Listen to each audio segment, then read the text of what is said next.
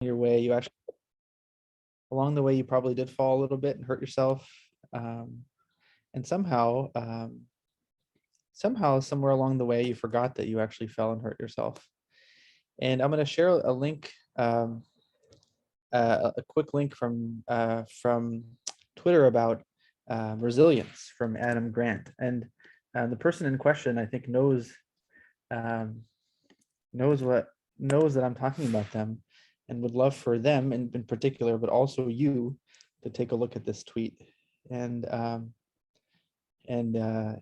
know this person embodies this mentality, and I hope you find some solace in it too. So, long story short, I can't wait to hang out with Travis and learn from his case.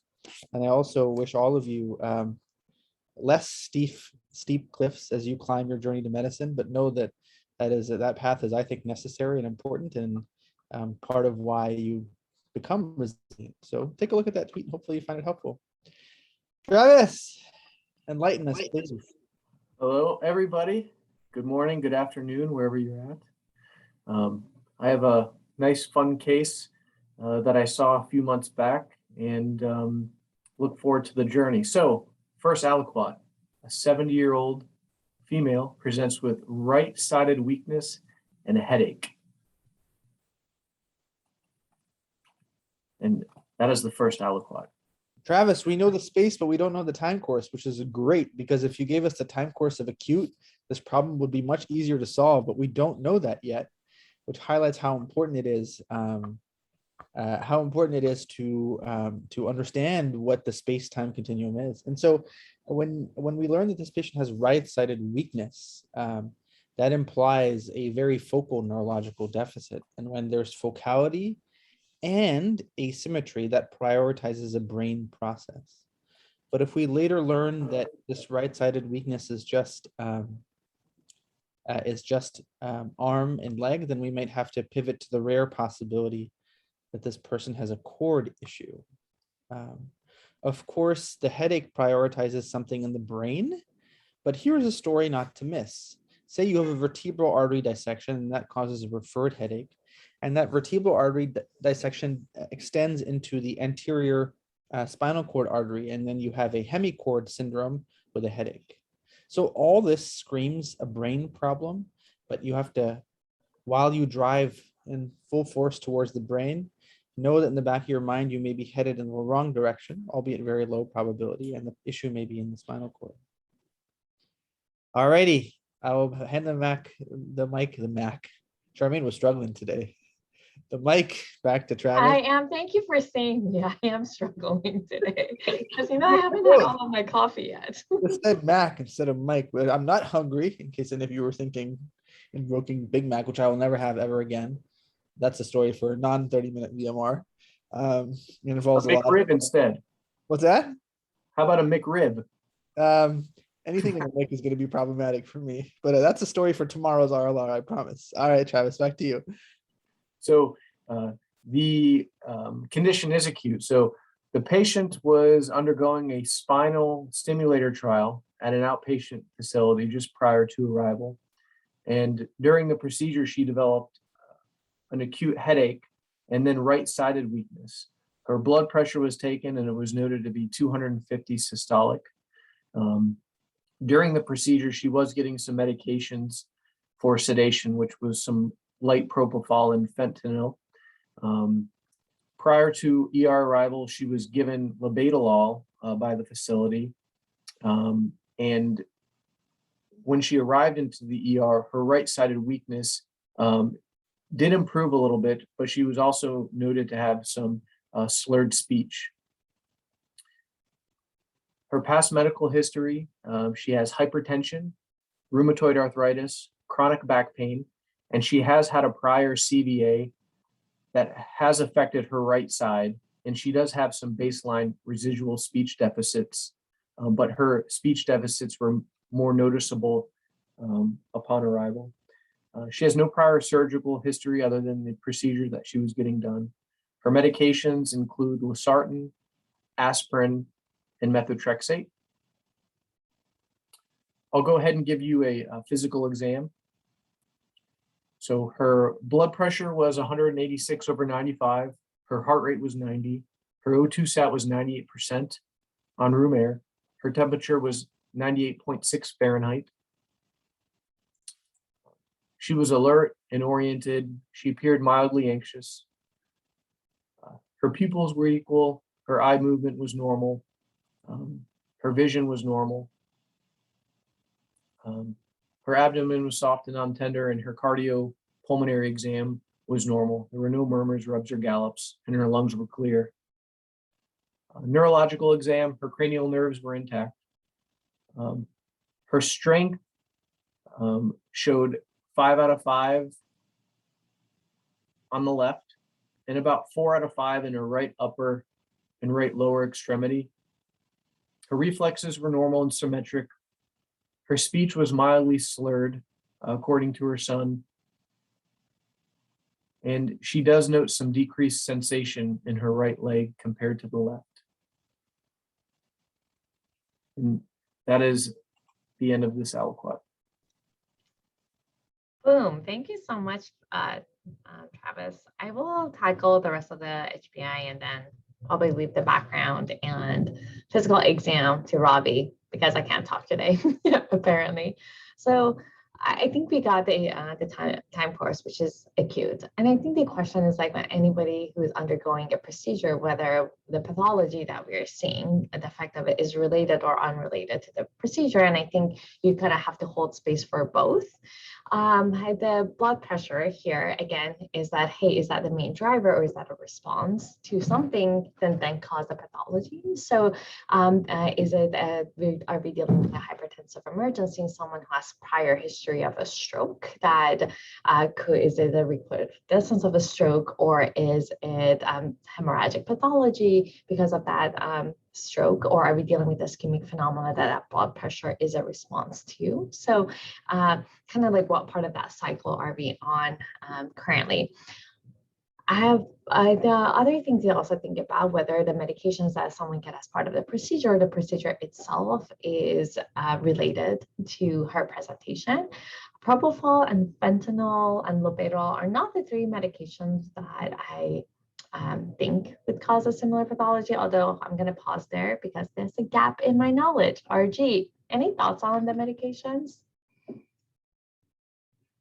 Nada. Great, thank you. And then I will also, again, like I think thinking about like, hey, is this procedure related, not procedure related, thinking about that elevated blood pressure, is that the main driver that's causing it? So this is someone that we want that blood pressure perhaps better controlled, but first getting some more information and some more imaging. RG, what do you think of the background? The background is interesting because whenever somebody has a vulnerability in one area of the brain, the possibility of revisitation is important. So revisitation or recrudescence describes this phenomena where patients with a variety of insults, usually infectious and metabolic, have a recrudescence of their stroke symptoms as a result of something else. And so here we may be misled into thinking that the brain is the problem again. In fact, it may be a UTI or metabolic disturbance. So that's the wrench here, but that has to be considered in parallel with the fact that once one has a stroke, one can have another stroke. I tried to make that all sound fancy, but it's really basically like this person has had a stroke before, so she could have a stroke again. So I think everything moves towards, I think this is in real life, this is a code stroke. And so you would activate your code stroke protocol, have immediate cross-sectional imaging and neurology at bedside, but you have to be thinking a step ahead because you're going on this path. And if that path bears fruit, great. The step ahead is to say there's marked hypertension here. And so that raises the possibility of a hemorrhagic stroke, which raises the possibility that you may need airway support very soon. So if this patient is going up to the scanner, you might have more people go up with her in case she needs, in case she loses her airway in the actual scanner. That's more a practical thing. The other thing is to see what the gap is in our working hypothesis that this is a recurrent brain problem. And the gap is the sparing of the cranial nerve. So there's no facial involvement in this syndrome. And that may be because this is an ACA territory stroke that causes edema and spreads over to the legs, or it may be that the problem is actually in the spinal cord, and this is a hemicord syndrome. So this train is moving towards a code stroke. If we are right, we have to make sure it's not hemorrhagic and that we need to intubate the patient soon. If we're wrong, then you might have to worry about the possibility of two other things: a cord syndrome or a non-neurological syndrome causing recrudescence of stroke. So unfortunately, while none of us like to do it in medicine, you have to be watching 3 TV channels, one of which is dead center, and that's the one where you're following this code stroke protocol. And the other 2 tracks that you have to keep track of are, is this recrudescence or is this a spinal cord syndrome? Travis, let's dance. Good to hear your ER perspective on this. And, I think all of those same things, go through our head. So you have a more eloquent way of explaining it than me. So the first thing I'm going to do is I'm going to tease everybody and just give you some labs first, and then I will give you the some imaging. So her white blood cell count came back at 11.9. Her hemoglobin was 11. Her MCV was 82. Platelets were 240. Chemistry panel, sodium was 140, normal. Potassium, 4.8. Chloride, 102. Bicarb, 24. Glucose was 98. That's one of the most important things to check on a stroke patient. Don't make the mistake that I did and do a whole stroke protocol workup to find that the glucose was 35. BUN was 10, creatinine 0.84, calcium was 9.6 and normal. All the LFTs were normal, including the albumin was normal, 4.2, protein was 8.4. Coags were all normal, PT and PTT were all within normal limits. And ECG shows a normal sinus rhythm without any ST changes. So she goes off to the CT scanner, and I'm going to share my screen, if that's okay. And her head CT comes back with this. You able to see it?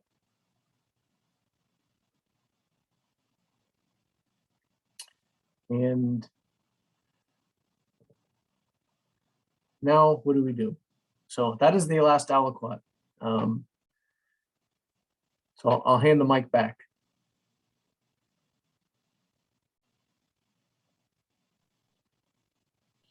All right, well, I'm going to be brave today and tackle the labs and leave everything for Charmaine, everything else for Charmaine to analyze. And that bravery will result in the following very short sentence.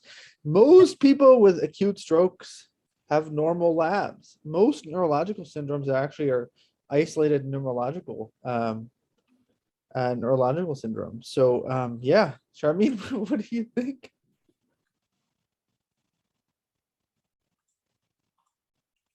Yeah. Is that air? That's my question.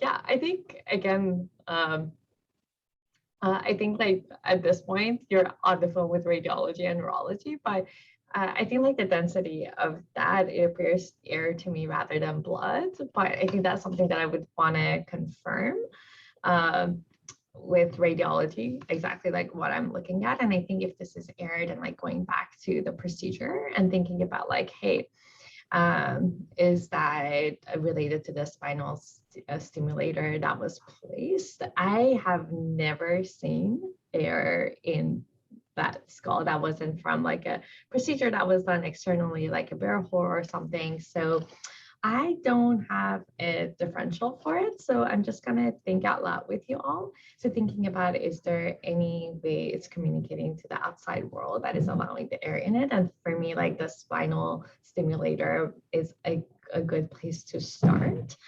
And the other thing to think about is like, again, like kind of thinking about, is there where the underlying pathology that would make it a little bit at risk for this. I don't think this will be related to her prior strokes. Any masses, probably not. So I think just kind of thinking system one thinking makes me think about what procedure she was doing and what happened during that procedure. With whether the medications was getting put into that the stimulator, which probably not, but my money is on the stimulator at this moment. I don't know, RG, what do you think? Yeah, no, I think anytime that there's a procedural related complication, you have to worry about air embolism. And I think, you see air in an abnormal place. For folks who were there, you may remember a dear friend who had been on VMR for a while. I'm trying to remember the exact case and the context, but this is a case of somebody who was thought to have air in the pericardium, and they did like a very thorough workup and found that actually it was just a diaphragmatic hernia and there was bowel overlying the heart. And so I think the question here is this actually, you have to look at this in multiple dimensions and make sure that the air that you're seeing is not displaced air. So basically there's air in the viscera. And the question is it actually displaced, not free, meaning that there's the sinuses are being pushed up by the patient's position or whatnot, but that seems very unlikely. And so the question is, where did the air come from? And I think as Charmaine is alluding to, it's almost certainly coming from the outside in the context of the spinal stimulator. And I imagine that if you invoke air in what would be the CSF space here, you might have to worry about air in the vessel. And so, yeah, I think this is air going somewhere it shouldn't be. And the name of the game is to get the air out. And you won't suck it out for sure, but what you might do is use oxygen to your advantage. So air mostly is full of nitrogen. And what you're going to do is you're going to be like, oh, look, oh, the blood is stuck and you can't get it out. So you need to blast this nitrogen bubble with some oxygen, which will dissolve this nitrogen issue. And the nitrogen can then be chewed up by the lungs. Forgive me for this very horrible drawing. So counterintuitively, I think this patient needs some oxygen despite her normal O2 sat. But Travis, please educate us. So you are correct. So this is a pneumocephalus. The image I showed is likely a tension pneumocephalus. So there's a little bit of a differentiation. So neurosurgery was consulted, and it was deemed iatrogenic due to complications of the spinal stimulator test. So apparently when they do that, when they go in the space, they have a syringe full of air and they go into the space and they kind of tap it. And it only can take a few cc's of air to generate that. And I want to say on CT scan, you can see as little as a half a cc of air on a CT scan, and it takes maybe about 2 on an X-ray. So it's possible that she had a tension pneumocephalus at the time, at the onset, and given her maybe a little bit of recrudescence of her old stroke, because she had prior right-sided weakness and dysarthria as part of her old stroke. And you can see the old stroke findings on her CT scan. She has some hypodensities there that are old. So my guess is, air was in some places where it shouldn't have been, caused some recrudescence of her old stroke symptoms. And, the air caused the headache. Her blood pressure was elevated. She was treated for her, hypertensive emergency. She was placed on a 100% oxygen via a non-rebreather with the same explanation that you gave. So that was perfect. And she had a repeat CAT scan the next day, and it was much improved. Her symptoms went back to normal, and she went home. So this was something that I had never seen before. I never even thought of it being a possibility. When she came in, I was ready to, let's do stroke alert. Let's see if she's a TPA candidate, make sure there's not a hemorrhage. If she is a TPA candidate, which she was based on time and her symptoms were improving, but just making sure she didn't have a hemorrhage. And then if her blood pressure was still elevated, to be a TPA candidate, you need that blood pressure systolic below 185 systolic. And I want to say the bottom number is 110, and maybe correct me if I'm wrong. But we do use push dose labetalol for that. So that's what I was getting ready for, and I was completely thrown off by that. And yeah, so I learned a lot. So thank you for discussing that. It was great. This was such an incredible case because I've never seen this before. And so one of many reasons I just love this community and love VMR so much, because now I've learned. Thank you so much, Travis, for sharing this. And shout out to RG, who has a schema for everything, which I just never failed to be impressed by RG's schemas and his knowledge and his dedication to his craft. So shout out to you, my friend. That was fantastic. I'm blushing because I never thought that scribble is from med school. That I never thought that that step 1 and step 2 studying would get a shout out from the one and only Sharminzi. So thank you. That's very, very kind. All righty, Rafa, you've been plugging away. Teach us, my friend. Hi, Travis. So thank you very much for the case. Myself, I've never seen such a case before, even studying for step 1, now for step 2. Maybe there's a question waiting for me on step 2 about that. So we had this patient with a 71-year-old female with right-sided weakness and headache. And then Rabbi taught us that this is probably a focal neurological deficit and asymmetry, and I have 2 or a lot of brain cause like TIA and stroke. So time here is queen, as we always say here. And also good to differentiate between primary and secondary cause of headache. Primary being things like cluster headache, migraine, and tension versus secondary headache. And when it comes to secondary headache, we have to a lot of things like meningitis, encephalitis, many other etiologies. And we have to also focus on systemic symptoms, neurological symptoms, the onset, if it's new, for example, other associated conditions like patients' trauma, brain injury, or maybe exposure to some toxin, a previous headache, if it's a new headache, it's not related to the old past headaches that the patient may have been having in the past. And if present, those SNP symptoms, we have to give imaging to the patients. And then we saw that this patient actually had hypertension and focal neurological deficits, and we have to think about hemorrhagic stroke. When it comes to hemorrhagic stroke, mostly they're caused by hypertension, but also amyloid angiopathy, especially in those elderly patients that have recurrent strokes in the parietal lobes. Also vasculitis and neoplasms. And this could be affecting the anterior cerebral artery. We thought about that because when we have a hemorrhagic stroke affecting that artery, it usually affects the legs, leading to contralateral paralysis and sensory loss. But you could also see urinary incontinence in that setting. Because when it affects the middle cerebral artery, the face and the arms are usually affected. And it could be even affect the Wernicke and Broca areas, leading to aphasia if it's the dominant hemisphere that is affected. And hemineglect if it's not the non-dominant hemisphere. And then there's spiral that Rabbi taught us that most patients with strokes have normal legs. And then finally, which was the diagnosis pneumocephalus, which is basically air in the intracranial space. And a curricular following trauma, which is actually the most common cause, but also cranial surgeries or spontaneously. I read that also congenital cause could be at play, and it can be simple or tension or acute if it's less than 7 to 2 hours or delayed. So thank you, everyone. I hope everyone enjoyed this case, and I hope to see everyone tomorrow.